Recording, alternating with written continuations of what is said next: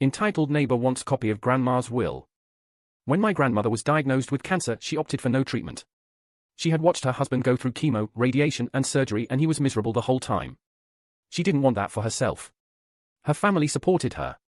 Over the next year, she gifted items to family and friends, told us to write our names on the things we want, take what we wanted, etc. There were conditions. No, you can't have that, it's a family heirloom meant to go to Aunt and her kids, or to Dad and his kids.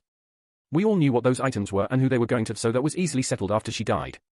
The house was inherited by my father, who very suddenly and unexpectedly passed away 2 weeks later. I inherited the house at that point. The next-door neighbor, we'll call him Todd, came over several times, upset that he and his kids, 21F, 19M, weren't invited to Grandma's funeral. There wasn't one, we were all too busy reeling from my father's death, weren't presented with a copy of the will, it only included family members, and he knew Grandma loved his kids like her own. She didn't, she complained about them coming over all the time, stealing her water to fill their pool, and she had to tell them to stop calling her Grandma. He wanted to know if I would allow his kids to go through the house to see if there was anything they'd like to take to remember her by.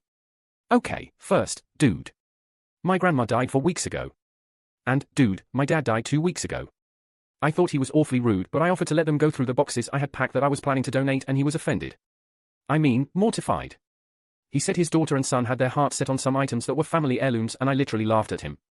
I explained they were family heirlooms and would be staying with me, and 2 of the items had already gone home with my brother. He said, my kids were her family and she would have gifted those to them. They should have been included along with everyone else when everything was divided up. Keep in mind that none of us knew this guy or his kids other than the neighbors next door. They were never at any family gatherings that were held at her house, and the only time I ever heard her talk about them was when she was complaining about them. Especially when she caught them using both her hoses to fill up their pool, and then came over complaining because she had put locks on the outdoor faucets. Luckily, Todd's house was in foreclosure and he moved away about a year later. I have more stories, but those will come later.